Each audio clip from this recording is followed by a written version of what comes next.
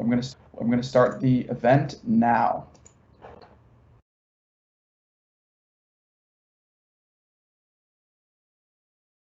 Good evening, everyone. My name is Tanner. I am Congresswoman McBath's Communications Director. First and foremost, I want to thank you all for coming here today, for listening to the Congresswoman speak about, parenting in a crisis. We're lucky enough to have a couple experts with us who I will let the Congresswoman introduce in a moment. We are going to start in a few minutes with some remarks from the Congresswoman. Just want to wait to get a couple more folks online. Thank you again for everyone who sent in a question. We really appreciate your questions.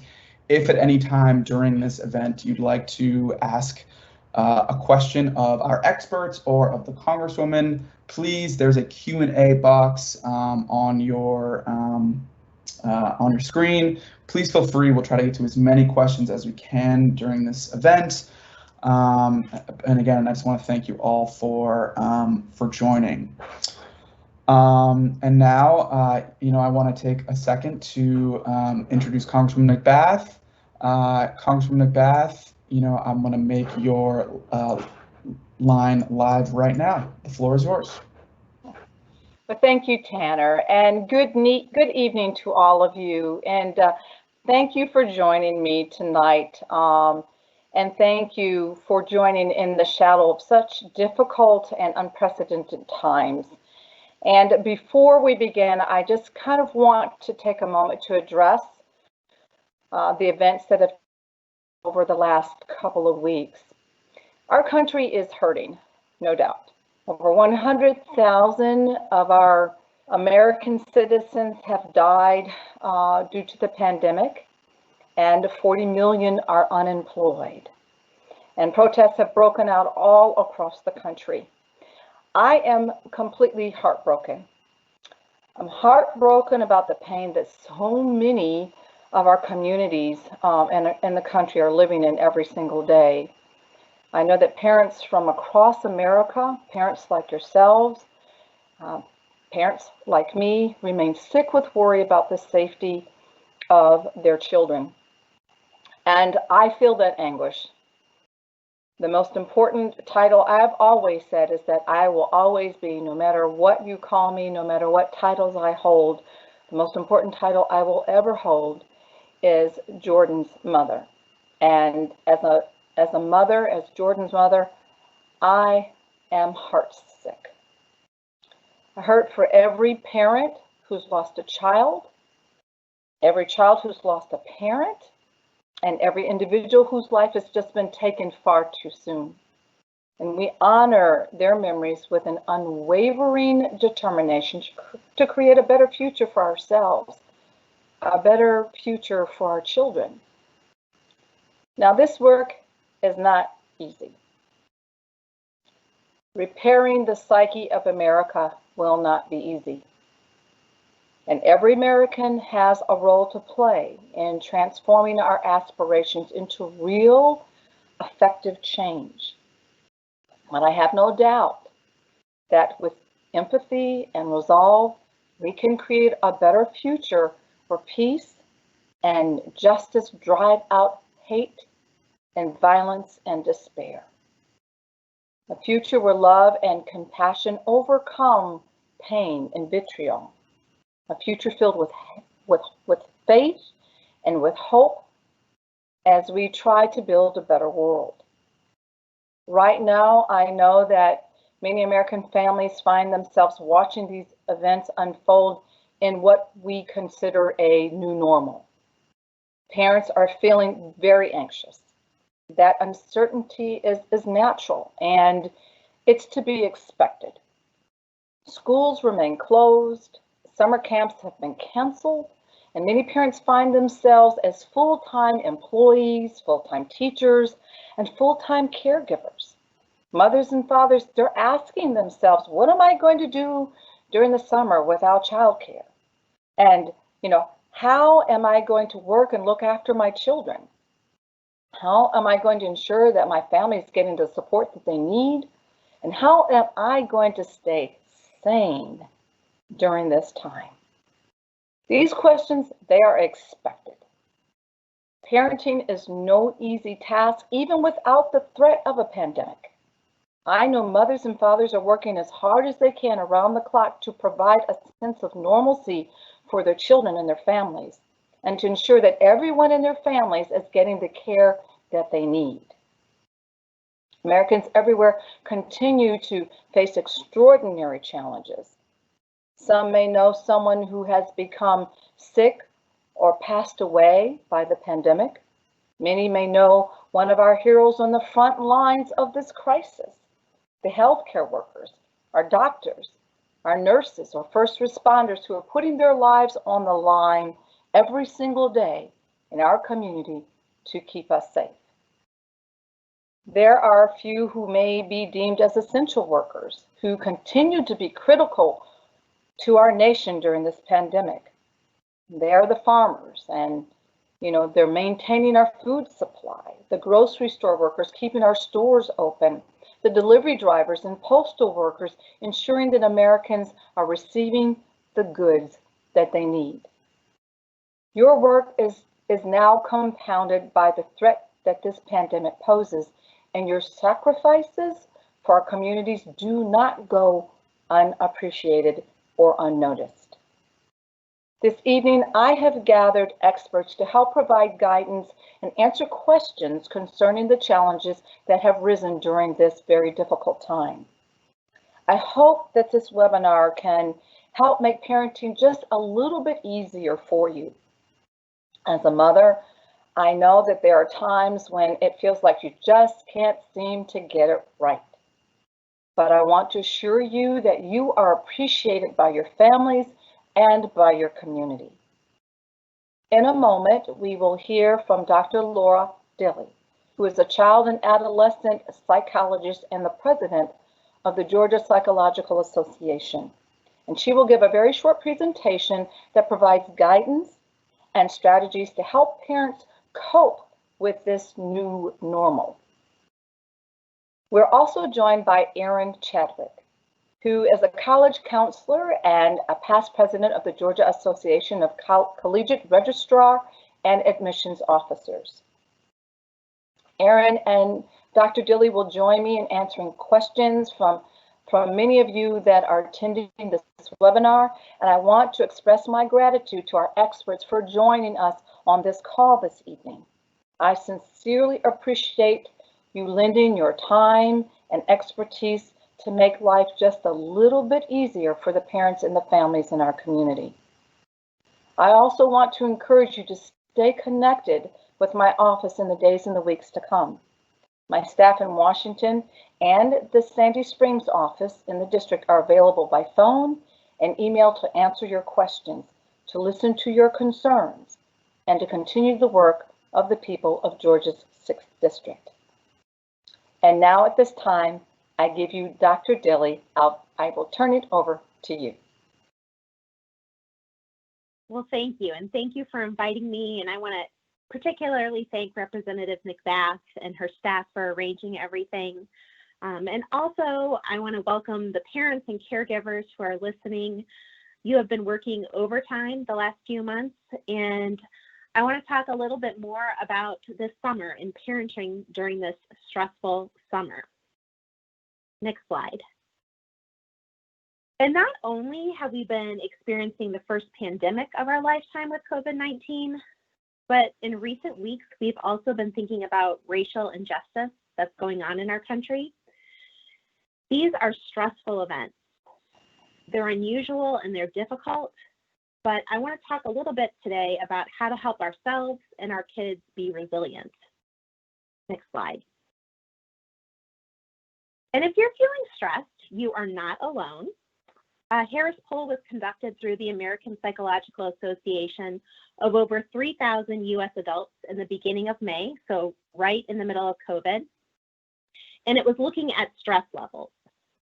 This is a survey that's typically conducted annually, and if you look at this graph, 1 means little or no stress, and 10 means a great deal of stress. And if you look at the blue there, in 2019, the annual stress level in America was 4.9. but it raised significantly to 5.4 for US adults during COVID-19. And finally, the average reported stress level over the past month related to the coronavirus pandemic for parents of children under 18 is 6.7. You can see parents are very stressed. Next slide. So what's causing all of this stress? There's a whole variety of factors. We've already mentioned difficulty finding childcare. We've been educating our children at home. There are financial concerns associated with COVID-19. We're thinking about racial injustice.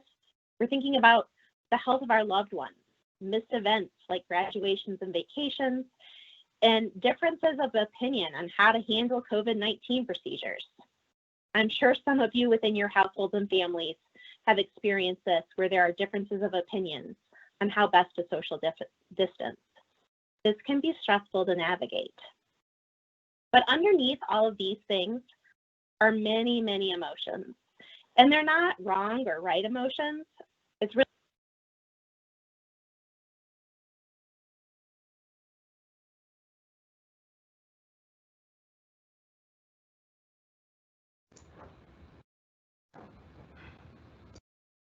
summer plans, sadness and not seeing friends and family, anger and how others are reacting, and maybe even shame in allowing your kids to do or not do what other parents might be allowing. Slide 10. I have here a message from Elmo's dad for you all. And if someone could hit this and play the video, and then maybe let me know when the video is done. All right, we're going to play it now.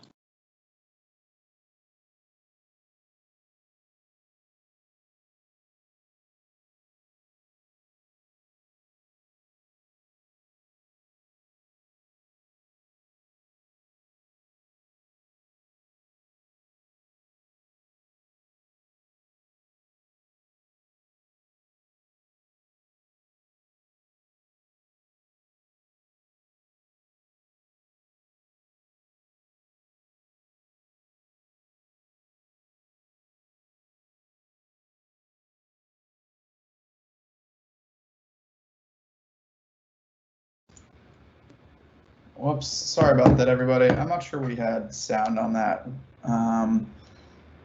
That's all Thank right. you, Dr. Dilly. We may need to send that around after, though. No Elmo's problem. dad's very cute, what yes.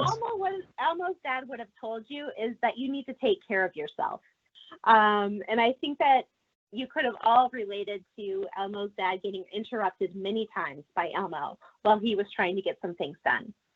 So as far as thinking about ourselves and how we can take care of ourselves, we really need to think about the big three, which this is nothing new, but it's diet and nutrition, activity level, and sleep. And as you think about these, you can think about what is the weakest leg of this three-legged triangle for you. What small step could you take to improve it? Think about making a gratitude list. Listen to your favorite music, the album that you always go back to. Maybe splurge on a favorite candle or scent. Spend some time outside. Put your phone in timeout or set it to turn off at a certain time. Call a longtime friend or family member, or maybe plan a backyard takeout date with your partner. When we get stressed, we often focus energies on our kids, and this is good, but we can't do it at the expense of our other relationships, like that with our partner. Caregivers who are on the same page in a strong, united unit give kids a sense of stability, so don't neglect this relationship. None of these things are probably things you haven't heard of before, but it's important that we pick a couple out and we actually do them. Slide 12.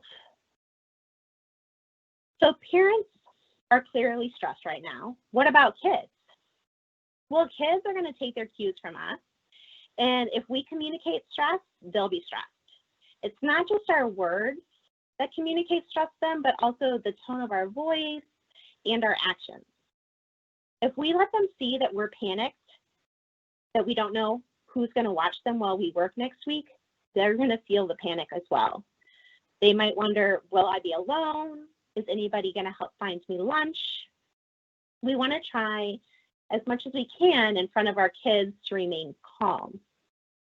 But the good news is that overall, kids are much more resilient than we are. So just think about it. They trip, they fall down, and then they just brush themselves off. But on the other hand, if we sit the wrong way for a week, we end up with a bad back for a month. So we can rest in that kids are resilient. Slide 13. But kids do get stressed sometimes. It looks different at various ages. So for our preschoolers, they tend to sometimes show regression. So they may have more toileting accidents. They may go back to wanting to sleep with you. They tend to be a little bit more clingy than normal. They want more reassurance. For our elementary school children, it's not that they show sadness or anger or worry. They may not tell you this, but they may be more irritable. And it may be easier than ever to get into a fight with siblings. Next slide. What about our teens? The things we need to watch for in our teens are changes in their sleep patterns. Are they sleeping a lot more or less? Also, are there big weight gains or losses? Sometimes they get a little bit more agitated or complain about stomach aches, headaches, more physical complaints like this. You know your kids best, and you want to pay attention to these differences at any age level. If you're noticing that things don't seem right and that continues for a couple of weeks, you may want to check in with your pediatrician or look for a psychologist or counselor that can talk with your child. Many psychologists and counselors are doing telehealth right now, so you can get an appointment fairly easily. You don't have to go outside your home. It's safe. And it doesn't mean that your child is going to need long-term counseling. Sometimes just a few sessions, a little tune-up can be really helpful for kids. Next slide, 15. Some of what's hard for all of us in kids are the losses that we're experiencing. We all have lost a sense of routine, the sense of doing normal. Everything seems very different. Kids have also lost being able to see their friends and their family. Many of them aren't being able to do their sports and activities. Some have lost loved ones, and there have been deaths that we haven't been able to provide the same kind of closure as normal. We've had losses related to the end of the school year celebrations and graduations. And this summer we'll probably experience some losses related to summer traditions. So camps that kids would have gone to, vacations family would have had, 4th of July events will likely be different. All of these are losses that kids are experiencing. Slide 16. So how are we going to survive this summer? What are we going to do? Slide 17. And it may be, when you think about summer, you think of this. I think I see fall just over that distant hill. Or maybe, next slide, it looks more like this. Ladies and gentlemen, boys and girls, welcome to the circus, my living room. It may feel really out of control. Slide 19. So what can we do to survive? The big three that are important for adults are important for kids. Diet and nutrition, activity level, and sleep. And even though it's summer, try not to let all semblance of a bedtime routine go out the window. We all function better when we're rested.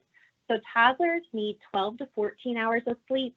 Preschoolers need 11 to 12 hours of sleep. Elementary children need 10 hours, and teenagers need 9 to 10 hours. So kids and teens need more sleep than we do. Also, when you can, give kids some choice and control in situations. So many of our choices have been removed. Let them choose what they want to wear. Let them decide if they want an apple or an orange for lunch.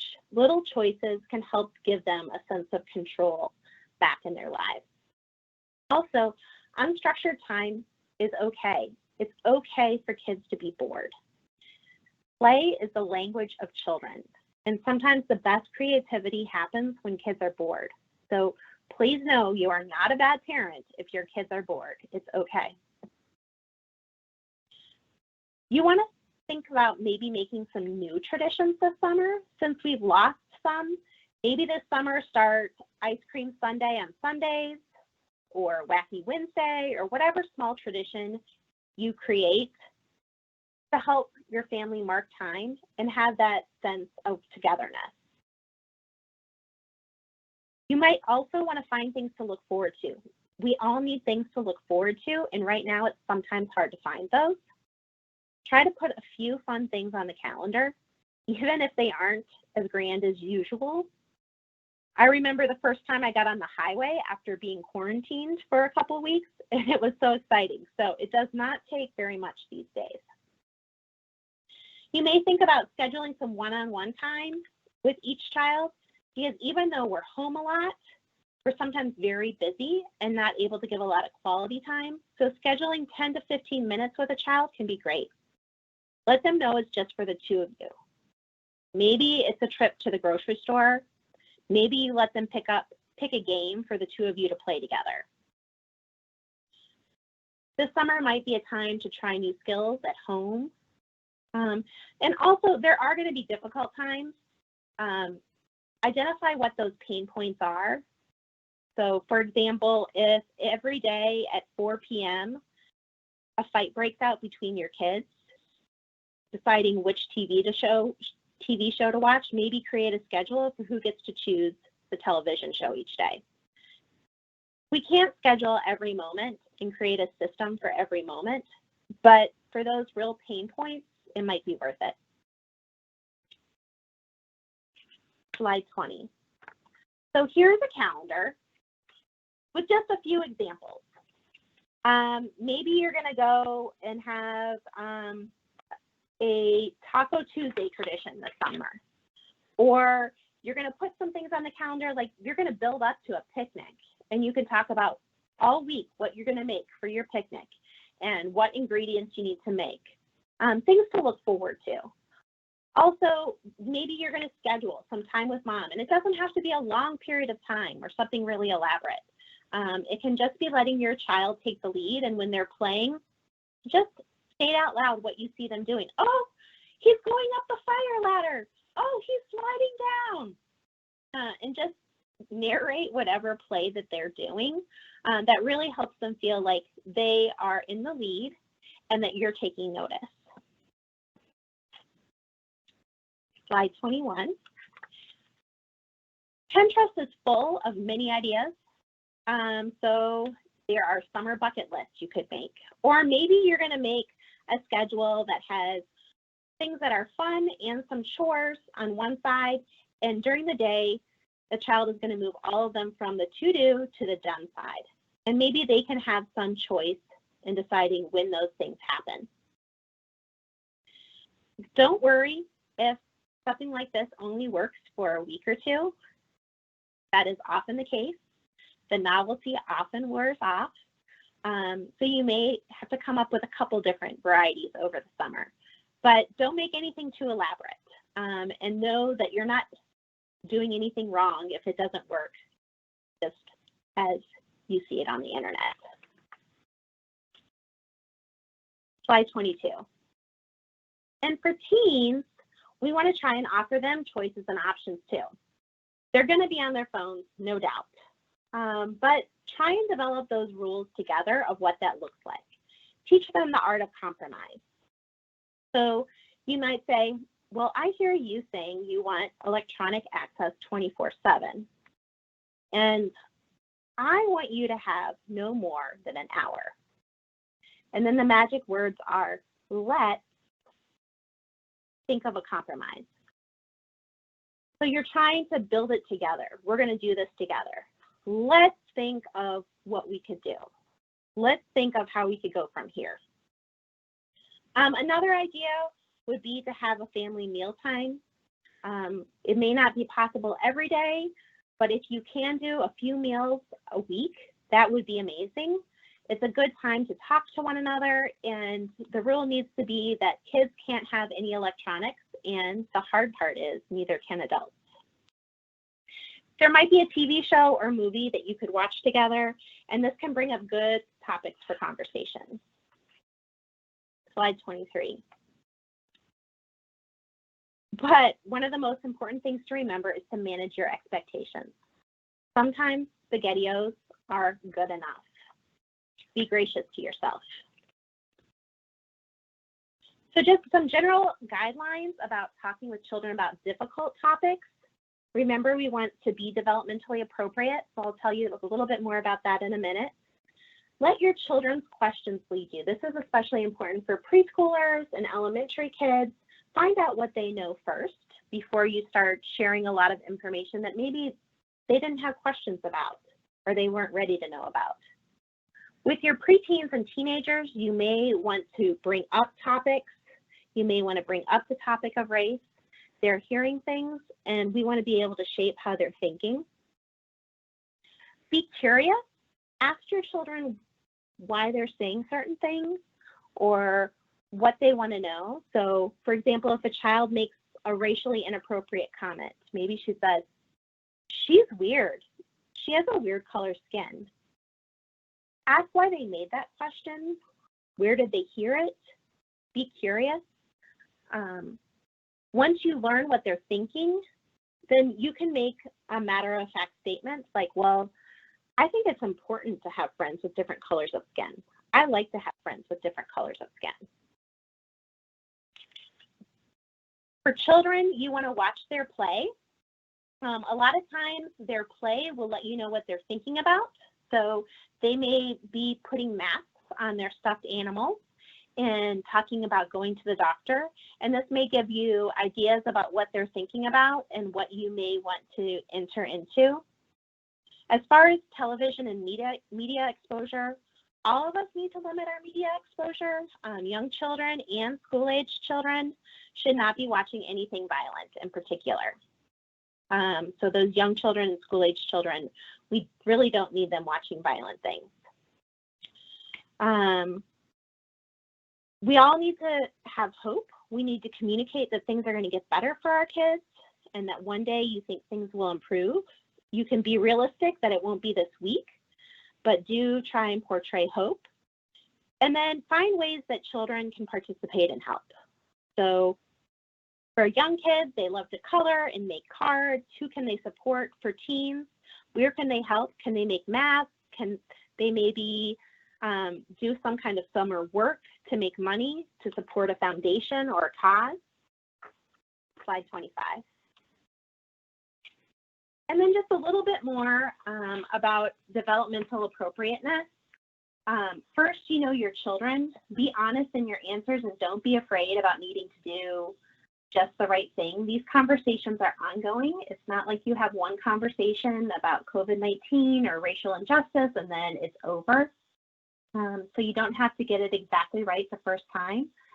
But we have different conversations for a 3-year-old versus a 13-year-old. For the little kids, they're going to follow your model and your role. They don't need a lot of explanation as to what is happening. You want to be concrete in the answers you give, so you could tell them we make masks to keep everyone strong, and you're a helper when you wear your mask. Focus on those good health hygiene habits rather than talking about the virus. Related to race, remember young children's play is their language, so we want to give them toys that reflect multiple races, read books with main characters of various races. They're in a stage where they start to notice physical characteristics and they like to think about what's the same and what's different. And so you can have conversations that it's good to be different, and we can think about the ways that we may be different than some people, but then what ways are we the same as them as well?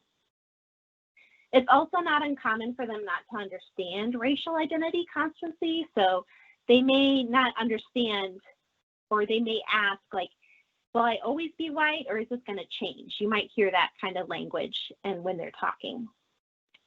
For younger elementary kids, find out what they already know and kind of go from there. You want to provide brief facts and simple facts related to COVID-19. So maybe give some simple examples of the steps people take to make everyday germs go away and to stay healthy. Talk about washing hands. You can use language such as adults are working hard to keep you safe. The nurses, the doctors, the scientists are all working hard. Also for elementary children, there's more awareness of racial, gender, class, disability, and sexual orientation. So there's a rise in name calling that can happen in elementary school children. So we just want to explain that name calling is hurtful. But the good news is that they do have greater capacity for empathy for others. So we can talk about why it's hurtful to other people and what we want to do instead and how to be empathetic. Many kids are learning about bullying at school during this period. So talk about how not to be a bystander when they see racism. And they may want to explore more about their own race at this age and find out more of their own history. And then for upper elementary children and middle school, work on teaching them about media literacy. They often need assistance separating reality from rumor and fantasy. So we need to be talking about these things for them. They're likely to notice that adults have various perspectives on how to stay safe during COVID and how to engage in talking about race. So they're going to know when their teacher versus their mom and dad versus their religious figure are saying something different, and that's confusing to them. So give them space to talk about these differences of opinion because that can really bother them. And then finally, for our teenagers, we're going to be engaging in more in-depth conversations. We want to give them factual information about COVID-19 and the history of racism. They're already hearing a lot from friends, family, and media. We want to be a good listener. Ask what their peers think. Peers are very important to teenagers, and they'll often look to them more than their parents, particularly if they're not engaging with their parents. When they ask questions or bring up things you don't know about, you can admit that you don't know. And then this is where watching a movie together or reading a book together, one book is The Hate You Give, these might help you have a conversation. And even if the conversation never happens, it communicates something to your teen that you are reading it. So again, these aren't conversations that happen just once, but tend to happen repeatedly. And they may not be a big, long conversation, but it may be just a minute or two here and there. But over time, these build up and they build resilience in your children. So slide number 26, there's some resources I have here for you related to COVID-19. Sesame Street has some great things out, some videos for kids. I have some resources here from Autism Speaks for families with kids with disabilities. There's some resources here related to race from the Children's Alliance and an article from USA Today. And then there's some mental health resources there. If you're looking for psychologists and mental health providers, you can find some referrals on the Georgia Psychological Association website. And one last thing, there was a question from someone about what can we do to help our kids when they start feeling stressed? And it's really a lot of the same things that we do to help ourselves. Think about what we are appreciative of. What do we have gratitude for? If we're able to have a meal together, what's one thing each person is thankful for? Listen to music, get some exercise. You can have a safe place for them at home. So what's a corner of a room that they can put their special things in? Also, if you Google guided imagery, there's some nice things online that encourage kids to relax with some guided imagery. I know Johns Hopkins has some nice things. And then the last thing I wanted to leave you with is this finger breathing exercise. This is good for children and adults. And all you do is take one finger and put it on the side of your hand by your thumb, and you breathe in slowly while you move up your thumb. And then as you go down the other side, you breathe out. And you do this going up and down each finger. And this can really help with a lot of breathing. You can do it anywhere. And our breathing is very much related to our emotions and how our body is reacting. If we're sending fear messages through our body, often our heart rate and our breathing go much faster. But if we can tell our body to stop and breathe more slowly, we can change some of those thoughts and feelings that we're having. So this was a short introduction. I hope this answers some questions for you, and I'm going to turn everything back over. Great. Thank you so much, Dr. Dilley, for the presentation. It was very informative, and we really appreciate you lending your time and expertise. We are going to head over to the question and answer portion, and apologies if we may be having a couple of technical difficulties on our presentation front, but I'm hoping that we'll be back up in half of a second. Sorry about that. I'm going to start going over a couple questions that we've gotten from our RSVP list. All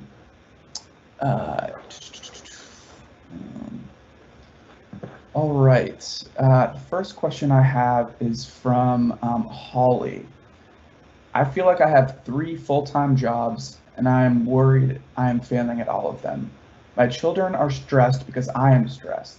How can I help all of us be less worried?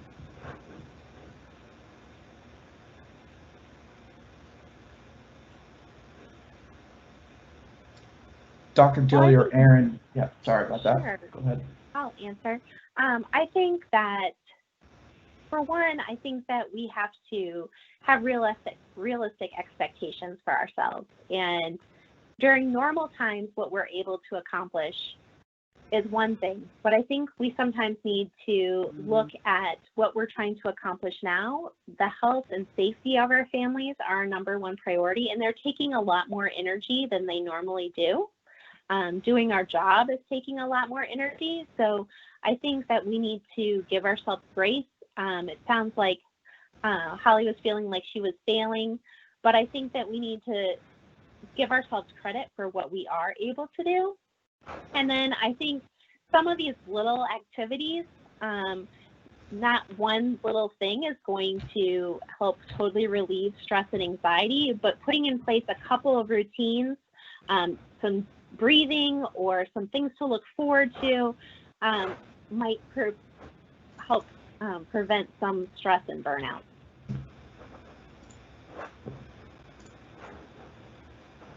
Amazing. Thank you, Dr. Dilley. I have a question from Sandra.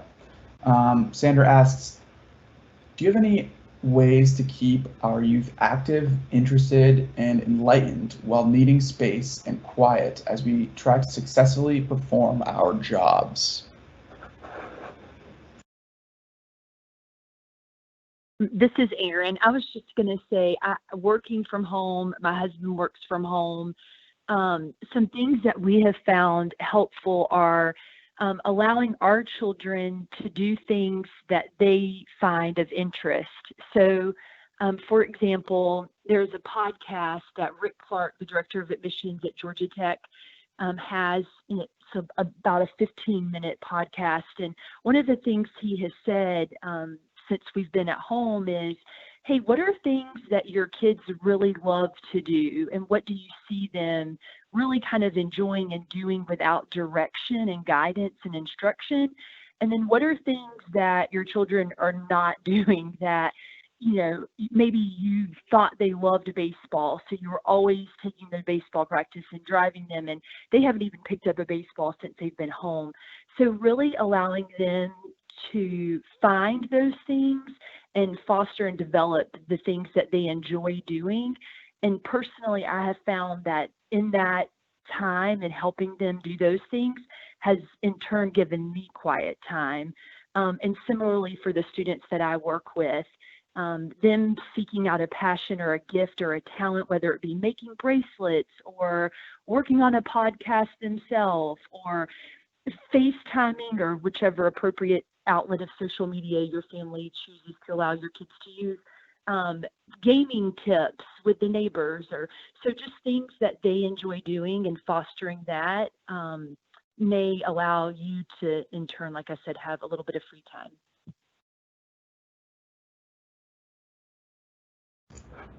Thank you so much, Erin. Here's a question from Davida from Johns Creek. How do we equip our kids to manage a crisis of unknown duration and to stay the course? How does a parent respond to kids who feel despair over the future? We already try to make a difference through doing good, but sometimes it doesn't feel like it's enough to overcome the despair.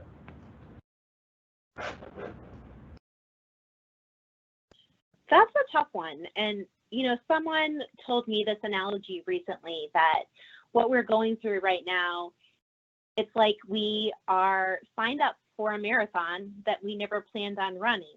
And we don't know how long the marathon is. We don't know how much we need to conserve our energy because we don't know how long it's going to go on. And it just feels really hard. And I think that's how many of us are feeling and how some of our kids are feeling.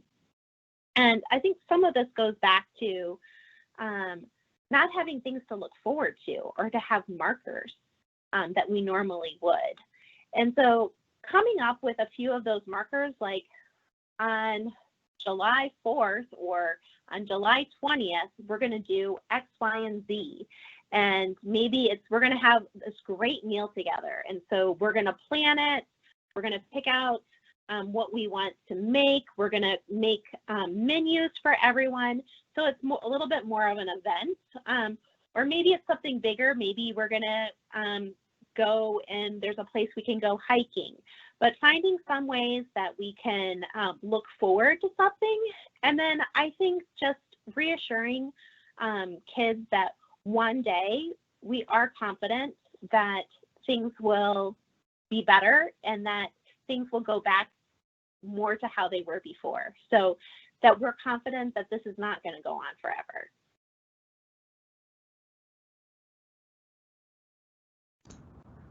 Fantastic. Thank you so much, Dr. Dilly. I have a question from Sarah from Marietta, who writes that part of the symptoms of my child's anxiety is recalcitrance.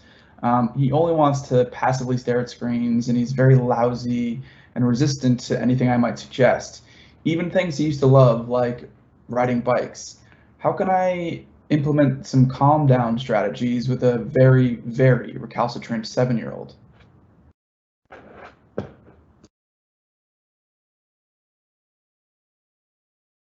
Well, I think one thing that we want to try and do maybe is just brainstorm a lot of different things that could happen. So if we came up with a list of 20 things that maybe he could do, it doesn't mean he wants to do them, but 20 things he could do. And then from there, if he could select just a couple that he would like, it might help him move from not wanting to do anything to maybe wanting to do something. So we're just going to brainstorm what are 20 things that we could do this summer. And hopefully 1 or 2 of them would hit. Also, I think we do just want to be cautious with any child that's showing a big change in their behavior. If that is something that is going on for a while, and they're just not seeming like they're interested in any of the things that they used to be interested in, we may want to touch base with if you're a pediatrician and just see if there's any suggestions that they have.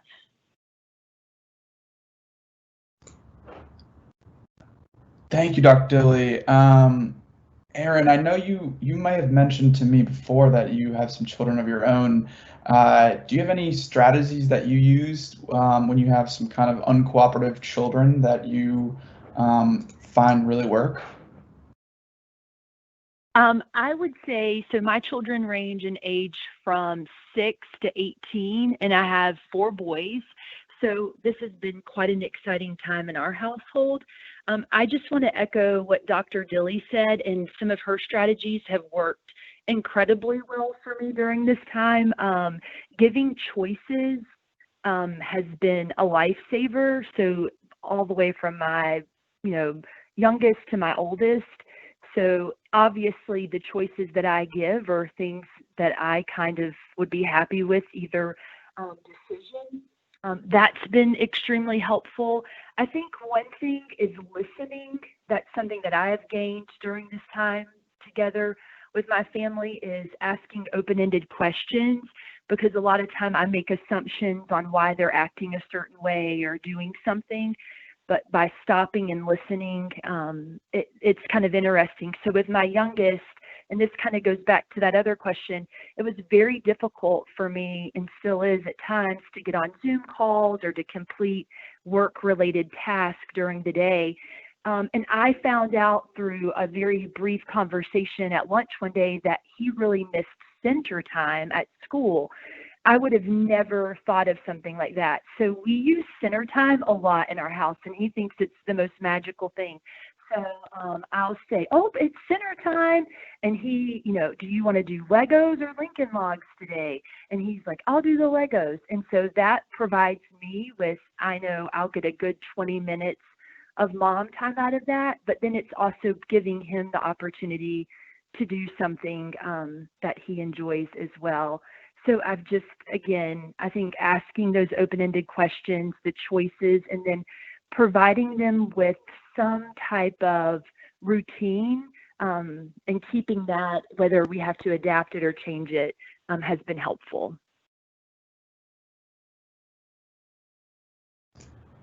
Great. Thank you so much, Erin. Really appreciate that. I have a question from Kelsey from Marietta, who asks, do you have any ideas on how to explain the concept of things, like police brutality, and why people are so angry on TV, without sounding morbid or pushing our own opinions on the issue? We want to be able, we want him to be able to trust our justice system, but also understand that there have been injustices inflicted on certain people.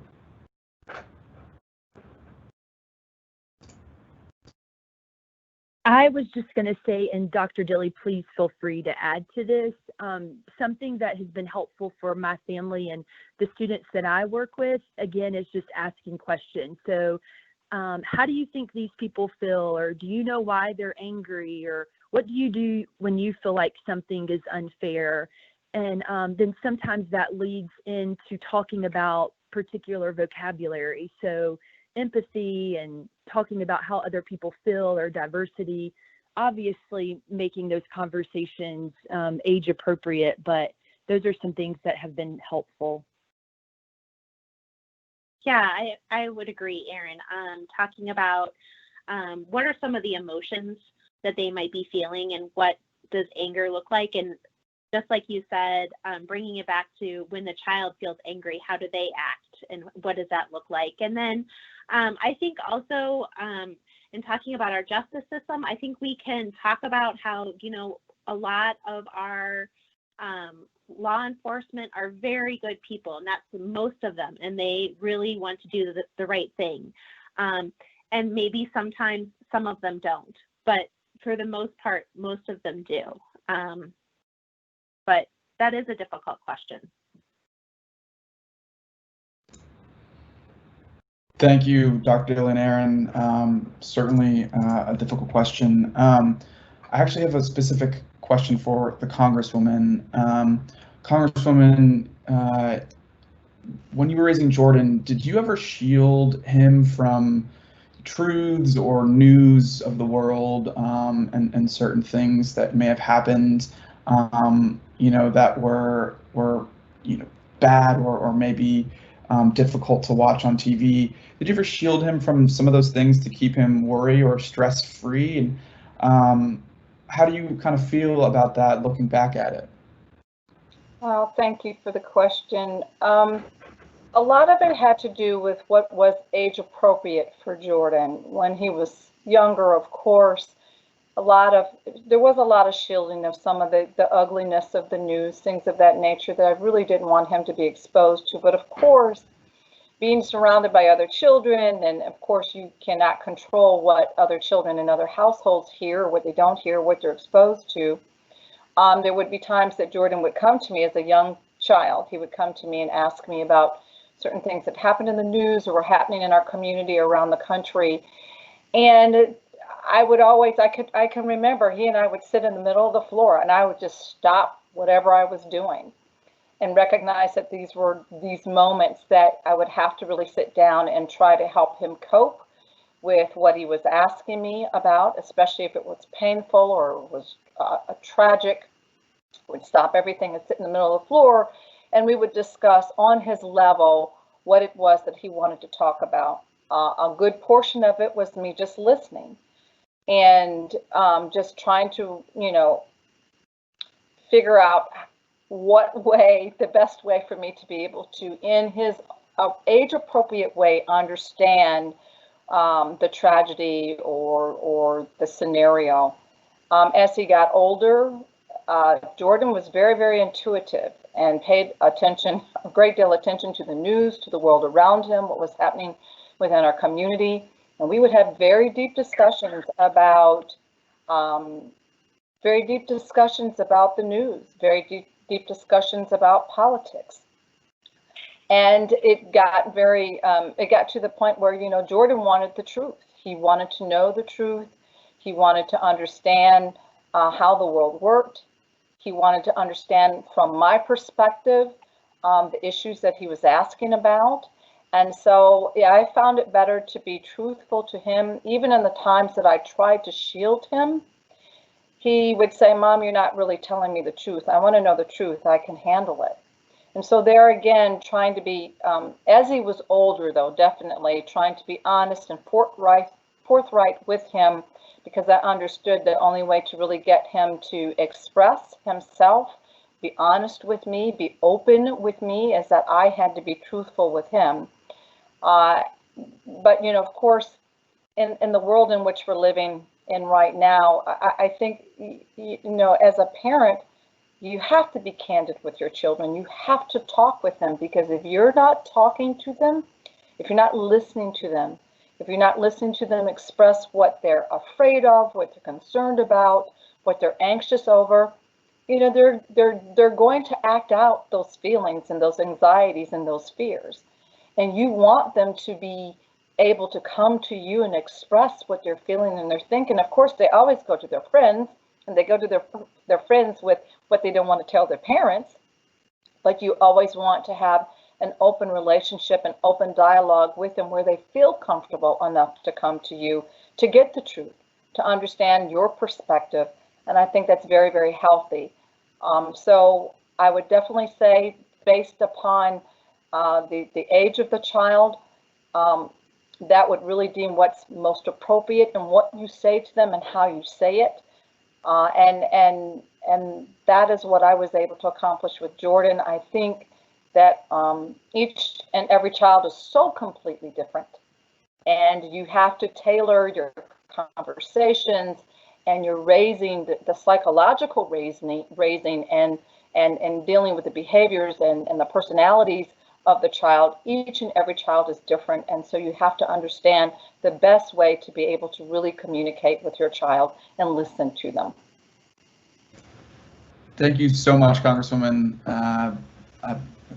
That was amazing.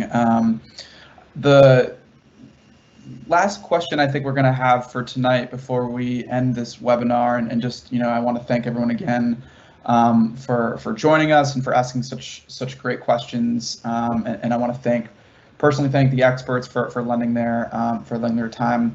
I think we have time for one last question, and I think the Congresswoman has some remarks. This is actually a question that just came through from Elaine. Do you have any recommendations on how to handle the kids' socialization, during this kind of COVID crisis, particularly with teenagers, especially when families and friends may have different ideas about following social distancing, especially as communities start to kind of open up. I don't want my kids to feel left out, but don't necessarily want them in groups yet. That question is from Elaine. I would say, I work at a high school. Obviously, graduation just happened, and that looks very different for every student. So a lot of families have been dealing with this. This could potentially be the last time they see their peers in a secondary setting. But I personally, I would say, I think it's important for you to do first and foremost what you're most comfortable with as a family. That may be you don't allow your child to go to a friend's house, but you feel okay with them going to meet them at a park to walk, or maybe you don't feel comfortable with them seeing their peers or their friends, but you do an ice cream party over Zoom for them. So I think you have to figure out what works for your family first and foremost, and then be creative and encourage your child to be a part of that brainstorming process so that they're happy and satisfied and feel fulfilled with whatever that decision is. But there are lots of great things to do, and obviously technology is great, but I think it's very important to maintain those relationships, and let your child still have opportunities for engagement.